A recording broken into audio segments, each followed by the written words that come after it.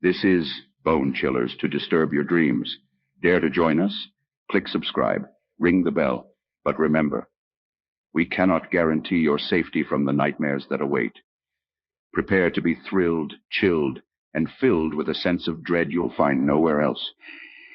Welcome to the darkness. We've been waiting.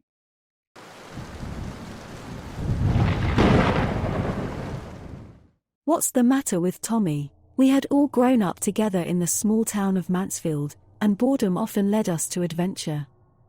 One hot summer, we decided to camp by the infamous Lake Verna. Local legends warned that if you swam too long or swam too deep, the lake would consume you and transform you. We scoffed at the tales as childhood fantasies. Tommy, the daredevil of our group, shrugged off the warnings. He was always first to jump from the highest tree or climb the tallest structure. Tommy lived life on the edge, fearlessly courting danger. We arrived at the lake on a sultry July afternoon, setting up camp amidst the dense trees surrounding the water. As the sun began to set, we laughed and sang around the campfire, ignoring the growing chill emanating from the darkening waters of Lake Verna. Tommy was the first one to break the lull. "Let's swim," he declared, pulling off his shirt and diving into the lake without a second thought. Despite the gathering darkness, the rest of us followed, splashing around in the cool water, our laughter echoing off the hills. As we played, I noticed Tommy swimming away from us, towards the center of the lake. I called out, warning him not to go too deep, but he just waved me off. After a while, he returned, quiet and contemplative. He didn't speak much for the rest of the evening, which was unlike him. We brushed it off, attributing it to exhaustion. The next morning, we woke up to find Tommy sitting by the lake, staring blankly into the water. He seemed different, distant. His usually bright eyes seemed dull, and his skin, pale and clammy. His laughter and boisterous jokes were replaced by silence. We tried to joke him out of his somber mood, but our attempts were futile. "What's the matter with Tommy?" Jenny whispered, her voice trembling. She was the closest to him and seemed more frightened than any of us. We decided to head back home, thinking the change in environment might help. But Tommy resisted, insisting he wanted to stay by the lake. We had to physically drag him back to the car, and during the ride back, he remained quiet, his gaze fixated on the receding lake. Over the next few days, Tommy grew worse. His skin became scaly and cold, and he complained about an unquenchable thirst. He refused to eat anything, and his once vibrant eyes were now clouded over. We were terrified, unsure of what was happening. I remember the day we found him gone. His room was empty, the window wide open. Panicked, we rushed to the one place we knew he'd be drawn to, Lake Verna. There he was, standing waist-deep in the water, his back towards us. As we approached, we saw what Tommy had become. His legs were fused together, covered in shimmering scales that glistened in the moonlight. He turned to look at us, his once human eyes now a hypnotic, eerie green, void of any recognition. Tommy had been consumed, transformed by the lake. The local legend we had laughed at was real. As he disappeared into the dark depths of Lake Verna, a chilling silence enveloped us. We stood there, stunned and helpless, mourning the loss of our friend.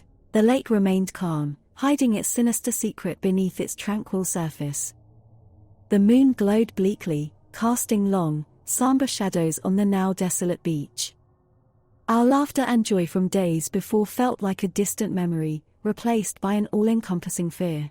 Nobody laughed at the legend of Lake Verna after that. As for us, we lost a piece of our innocence and a dear friend to its murky depths. The question that haunted us was not what was the matter with Tommy, but rather, what lurked beneath the deceptive serenity of Lake Verna. Tommy's fate was a chilling reminder that some legends are better left untested.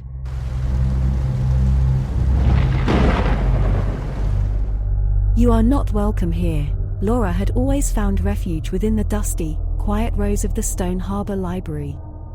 Nestled between ink-filled pages and old wood shelves, she discovered worlds more enticing than her mundane reality. But the day she found the antique book titled Mr. Babadook, everything changed. Mr. Babadook, Laura mused, tracing the embossed letters on the worn leather cover. There was an ominous energy surrounding the book, but Laura dismissed it as the allure of an old forgotten tale. That evening, in the solitude of her modest apartment, she opened the book. The story unfolded of a frightful creature named Babadook, trapped within the pages but always longing to emerge. As Laura read the tale aloud, a chill ran down her spine. The room temperature plunged, and shadows twitched in the corners. For nights that followed, Laura was disturbed by strange occurrences. Flickering lights, clattering dishes, whispers from the dark corners of her room, but most chillingly, the nightly appearance of the shadowy figure from the book, Mr. Babadook. At first, it was just a fleeting shadow, gone before she could confirm its presence. But each night, it grew more substantial, more tangible, its long fingers scraping the walls and its guttural growl rattling in her ears. Laura quickly connected the creature's manifestation with the book. The Babadook, she realized, was using the book as a gateway to her world. In desperation, she attempted to destroy the cursed tome. She burned it, tossed it into the river, buried it, but the book would always reappear on her bedside table come nightfall, the Babadook becoming more menacing each time. In the face of despair, Laura found inspiration in her very own sanctuary, the library. If she couldn't destroy the book, she could change the story. She spent days researching ancient tomes, lore of the supernatural, and the art of binding spirits. With knowledge as her weapon, she crafted a new ending for Mr. Babadook. An ending where the creature was defeated, banished back into the book from whence it came. The next time the Babadook appeared, Laura was ready. Her heart pounded against her ribs as she opened the book and began to read her new ending aloud. In the town of Stone Harbor, there lived a brave soul named Laura. One day, she met a monster, Mr. Babadook. The creature wished to scare her, to dominate her world, but Laura was no ordinary woman. The Babadook hissed, trying to silence her, but Laura pressed on. Laura was a librarian, a guardian of stories, and she knew the power of words. She knew she could rewrite her tale, a tale where the Babadook was not a nightmare but a prisoner of ink and parchment. The room seemed to ripple as Laura's new narrative collided with the old. The Babadook shrieked, its form flickering, wavering under the assault of Laura's words. With courage in her heart and the might of her voice, Laura faced the Babadook. She chanted an ancient spell, a spell to bind the monster back into its cage within the pages of its book. Laura then recited the incantation she'd discovered in her research, her voice steady and clear. The Babadook roared in defiance, but its protests were drowned by her unwavering words. Its form started to collapse, disintegrating into a whirlwind of shadows. "Be gone, Babadook!" Laura commanded, "Back to the realm of fiction where you belong, trapped within the ink that tells your story." And with a final shriek, the Babadook was pulled back into the book, its dreadful figure disappearing from her room. Exhausted but victorious, Laura closed the book, the new ending now permanently etched on the last page. The room returned to its usual quiet. The air felt lighter, the shadows no longer menacing. Laura spent the rest of the night in peace, the first undisturbed sleep she had experienced since discovering Mr. Babadook. When she awoke, the book was still there, harmless now. She took it to the library and locked it away in the restricted section, ensuring it wouldn't trouble anyone else. Laura continued her life, cherishing the silence of her nights and the solitude of her library. But she was no longer just an introverted librarian. She was Laura, the guardian of stories, the woman who turned a nightmare into a tale of triumph with nothing but the power of her words.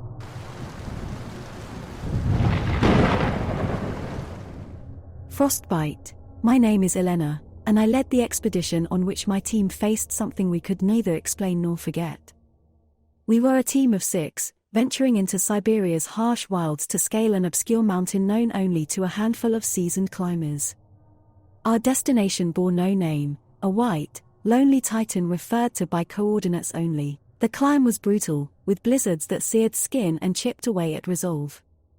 Each icy gust threatened to hurl us into the abyss. The mountain had a heart as cold as the blizzards it hosted, yet this was a frost we could understand, could prepare for. We had faced such climates before, but nothing could have prepared us for what lay ahead. One evening, camped in a cavern we'd carved from the snow, Mikhail, our seasoned navigator, didn't return from setting the GPS tracker. We found him a few meters from our camp, his body rigid, frozen solid. His eyes wide, mouth agape in a scream that no one had heard, an expression of pure horror etched on his face. We chalked it up to hypothermia, a tragic accident. It made sense, yet something felt off. The frost had been unkind to us, but it had never snuffed out a life so swiftly, so cruelly. The terror on Mikhail's face haunted us.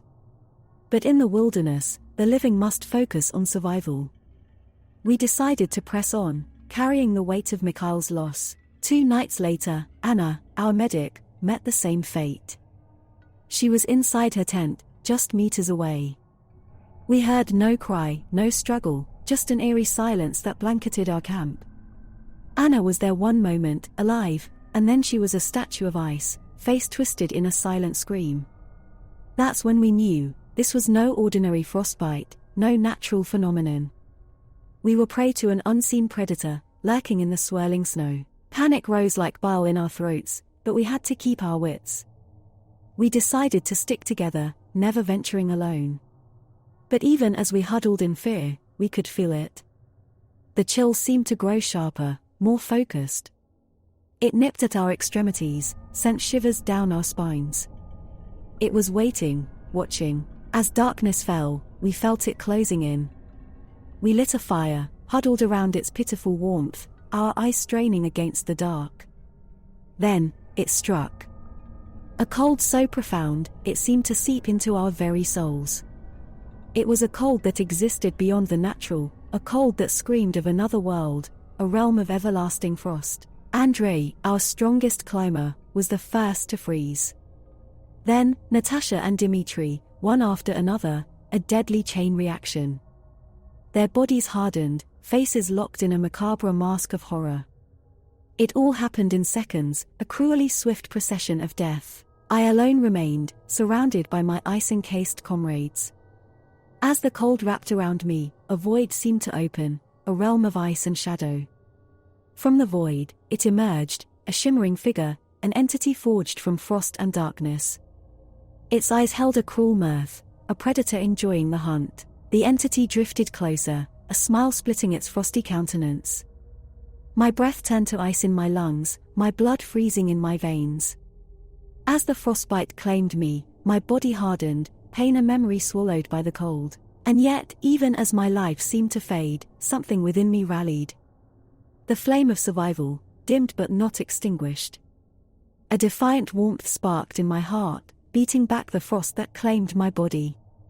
I looked at the entity, locking eyes with the spectral being. "No," I whispered, my voice barely audible. I poured every ounce of my will into that word, pushing against the encroaching cold. The entity recoiled, its smile fading into surprise. The cold retreated, leaving my body bit by bit. My vision blurred, my strength dwindled, but I clung to consciousness, the spectral entity glaring at me, its icy eyes filled with cold fury. The frost around me groaned and shifted, the blizzard howled in protest, but I remained, unfrozen, alive. I don't know how I survived that night.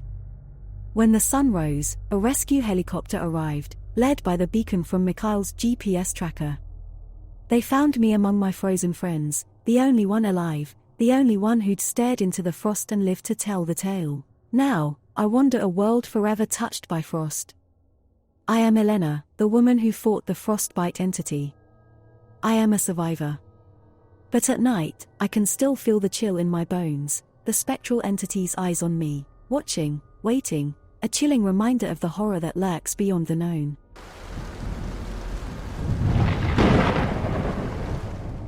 Inheritance of shadows. In a small, quaint town, Anna inherited her grandmother's century-old house. It was a lonely relic filled with memories and mysteries, including the sealed creature from her grandmother's stories, the Babadook. The large antique mirror, its dark mahogany frame laced with intricate carvings of faces twisted in fear, was its prison. For the first few days, Anna's stay was peaceful, a soothing contrast from her bustling city life.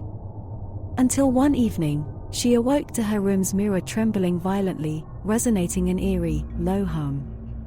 The room grew cold, and Anna watched as a pitch-black shadow slowly emerged from the mirror, grinning wickedly. The Babadook was free.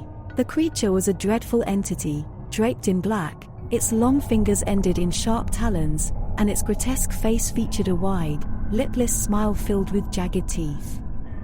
It lurked in corners, whispered in the dark, and tormented her in dreams. It promised to pull her into the shadows and trap her in the mirror, as it had once been. Slowly, it was driving Anna towards the brink of madness. In her despair, Anna found her grandmother's diaries in the attic. Each entry was a testament to her grandmother's strength and cunning. She had fought this Babadook, sealed it in the mirror, and lived to tell the tale. Inspired, Anna became resolute. She would not be driven to insanity, she would defeat the Babadook. From the diaries, she learnt of the mirror's power. Its intricate carvings were more than just decorations, they were ancient symbols of binding, scribed by a forgotten people to trap malicious entities. She also found that her grandmother's will and love for her family were what fueled the seal's power. Determined, Anna decided to emulate her grandmother's feat. She spent her days preparing, studying her grandmother's tactics and poring over the mirror's symbols. And during the nights, she stood her ground against the Babadook's torment. Fear was the creature's strength, and she refused to give it more power. Finally, the night of confrontation came. Anna waited, her grandmother's old locket clutched in her hand, the mirror before her. As the moon rose, the Babadook emerged, its presence turning the room frigid. "You cannot resist, Anna," it croaked, its voice reverberating through the air.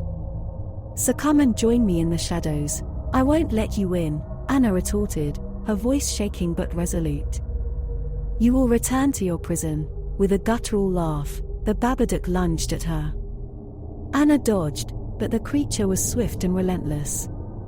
With every missed strike, the Babadook grew angrier, and the room grew colder. But Anna refused to succumb to fear. Summoning her courage, she opened her grandmother's locket. Inside was a picture of her family and a small piece of mirror etched with the same ancient symbols. As she held it aloft, she repeated the incantation she'd memorized from the diaries. The Babadook shrieked in fury as it felt the pull of the mirror. Its form started to unravel, becoming a whirlwind of shadows being sucked into the tiny mirror piece. It reached out one last time towards Anna, its claws barely missing her face, before completely disappearing into the mirror. The room instantly warmed, and the heavy, ominous presence lifted. The original mirror stopped trembling, now a mere object. Exhausted but triumphant, Anna locked the small mirror piece in an iron box, ensuring the Babadook remained trapped. Anna's nights became peaceful once again, the whispers and shadows gone. The house was no longer a place of fear but a testament to her family's courage.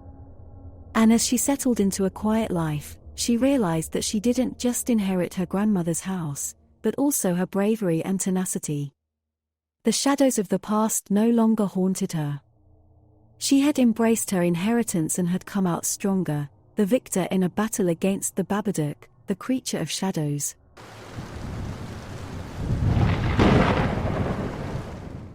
Subway lurker. As a city dweller, late-night subway rides had always been part of my life. There was an eerie charm to the desolate stations, a kind of tranquil silence that suited my introverted personality.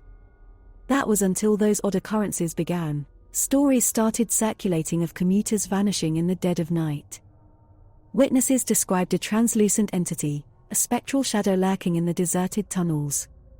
After each disappearance, only the victim's clothes, wallets, and other personal belongings would remain, arranged in a macabre tableau on the platform as if they'd simply faded out of existence. One gloomy night, a call from my sick mother had me rushing for the last subway ride home. It was a Friday, and the station was barren, save for a drunk huddled in the corner.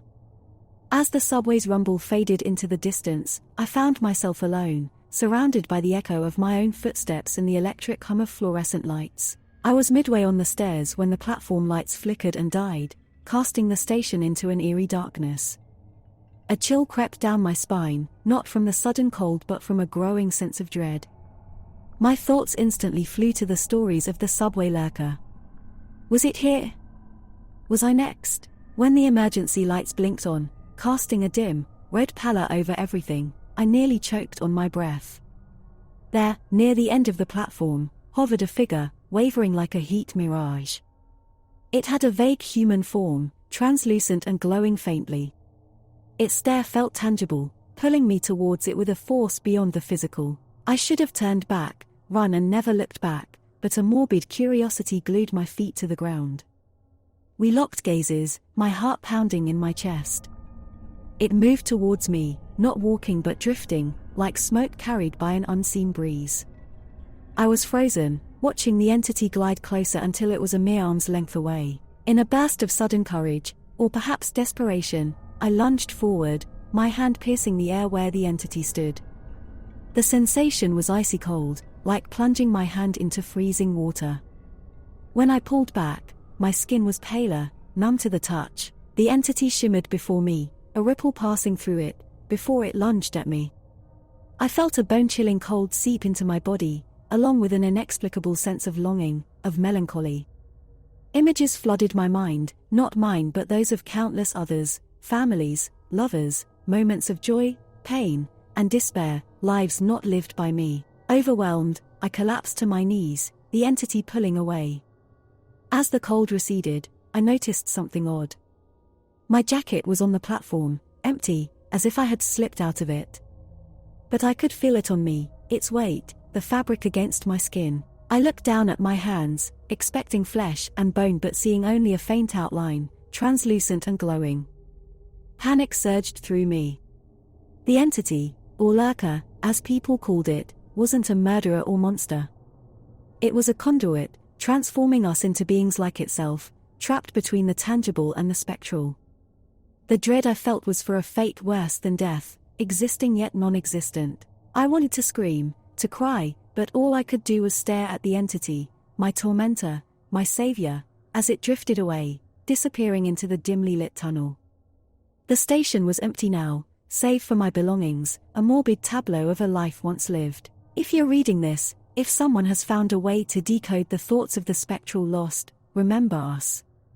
We're not monsters. We're victims, floating in these subway tunnels, in an existence we never wished for. Beware of the late-night ride, of the eerie silence, and the subway lurker. It's not a monster, it's our fate, forever haunting these abandoned platforms.